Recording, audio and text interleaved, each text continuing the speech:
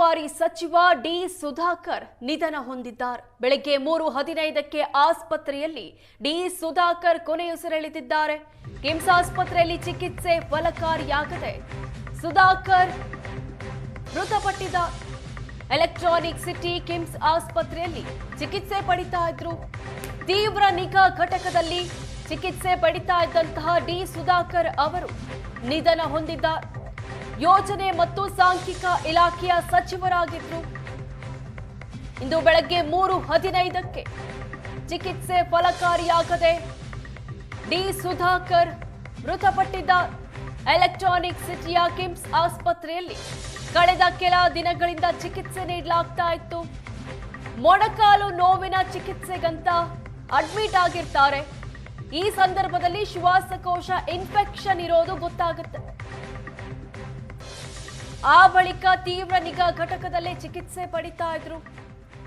CM, DCM ಸೇರಿದಂತೆ ಹಲವು ರಾಜಕೀಯ ಗಣ್ಯರು ಆಸ್ಪತ್ರೆಗೆ ಭೇಟಿ ನೀಡಿ ಕುಟುಂಬಕ್ಕೆ ಧೈರ್ಯ ತುಂಬುವ ಕೆಲಸವನ್ನು ಮಾಡಿದ್ರು. ಆದರೆ ಇಂದು ಮುಂಜಾನೆ ಆಘಾತದ ಸುದ್ದಿ ಹೊರಬಿದ್ದಿದೆ. ಚಿಕಿತ್ಸೆ ಪಡಿತಾ ಇದ್ದಂತಹ ಡಿ ಸುಧಾಕರ್ ಚಿತ್ರದುರ್ಗದ ಉಸ್ತುವಾರಿ ಸಚಿವರು ನಿಧನ ಹೊಂದಿದ್ದಾರೆ. ತೀವ್ರ ನಿಗಾ ಘಟಕದಲ್ಲೇ ಚಿಕಿತ್ಸೆ ಪಡಿತಾ ಇದ್ರು. ಸೀರಿಯಸ್ ಅಂತಾನು ಹೇಳಲಾಗ್ತಾ ಇತ್ತು. ಇಂದು ಮುಂಜಾನೆ 3:15ಕ್ಕೆ ಮೃತಪಟ್ಟಿದ್ದಾರೆ. ಡಿ ಸುಧಾಕರ್ ಅವರ ಆಪ್ತ ರಘುಮೂರ್ತಿ ಮಾತಾಡಬೇಕಾದ್ರೆ ಹೇಳ್ತಾ ಇದ್ರು, ಬಿಪಿ ಲೋ ಆಗಿ ಚಿಕಿತ್ಸೆ ಫಲಕಾರಿ ಆಗದೆ ನಮ್ಮನ್ನೆಲ್ಲ ಅಗಲಿದ್ದಾರೆ ಅಂತ ಅಳಲನ್ನ ತೋಡಿಕೊಂಡ್ರು ಏಷ್ಯಾನೆಟ್ ಸುವರ್ಣ ನ್ಯೂಸ್ ಜೊತೆ. ನೀ ಆಪರೇಷನ್ ಅಂತ ಅಡ್ಮಿಟ್ ಆಗಿದ್ರು.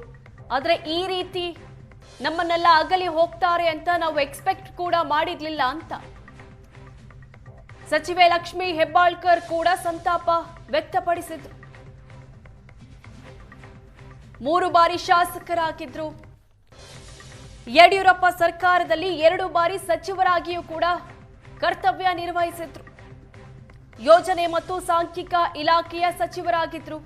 ಚಿತ್ರದುರ್ಗದ ಉಸ್ತುವಾರಿ ಸಚಿವರು ಕೂಡ ಹೌದು. ಮೂಲತಃ ಚಿತ್ರದುರ್ಗದವರು. ಚಿತ್ರದುರ್ಗದ ಚಳ್ಳಕೆರೆಯಲ್ಲೇ 1961ರಲ್ಲಿ ಮಾರ್ಚ್ 28ರಂದು ಜನಿಸಿದ್ರು.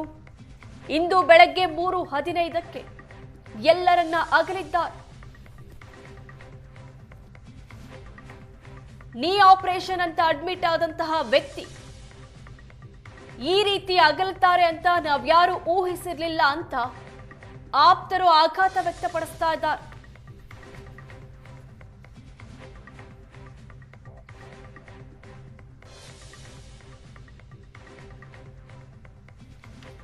ಇನ್ನು ನಮ್ಮ ಜೊತೆ ಮಾಜಿ ಶಾಸಕಿ ಪೂರ್ಣಿಮಾ ಇದ್ದಾರೆ. ಮೇಡಮ್ ನಮಸ್ಕಾರ. ನಮಸ್ತೆ ಅಮ್ಮ. ನಿಜಕ್ಕೂ ಶಾಕ್ ಆಗತ್ತೆ. ನೀ ಆಪರೇಷನ್ ಅಂತ ಅಡ್ಮಿಟ್ ಆಗ್ತಾರೆ. ಅದಾದ ಮೇಲೆ ತೀವ್ರ ನಿಗಾ ಘಟಕದಲ್ಲೇ ಚಿಕಿತ್ಸೆ ಪಡಿತಾ ಇರ್ತಾರೆ.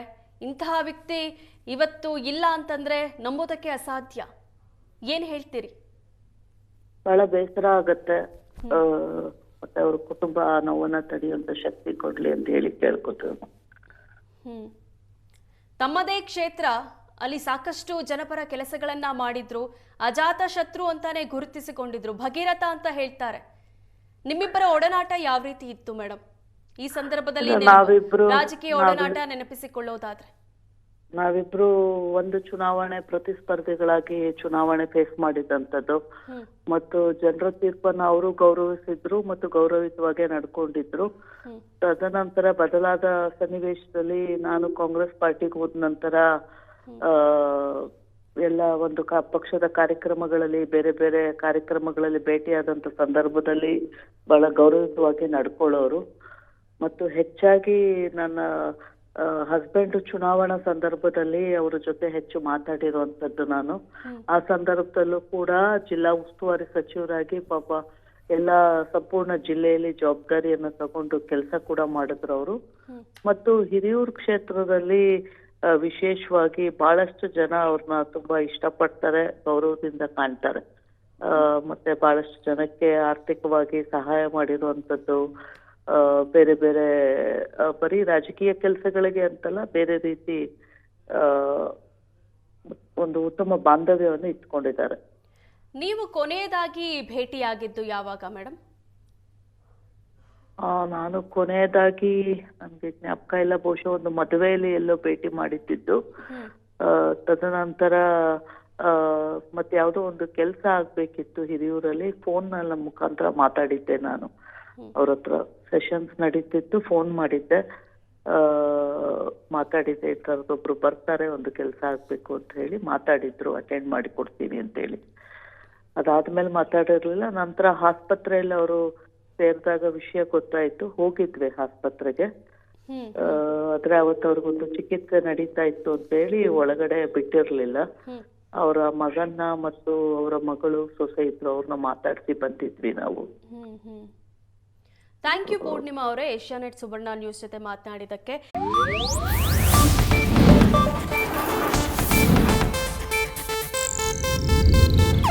ಇದು ಏಷ್ಯಾನೆಟ್ ನ್ಯೂಸ್ ನೆಟ್ವರ್ಕ್ ಪ್ರಸ್ತುತಿ.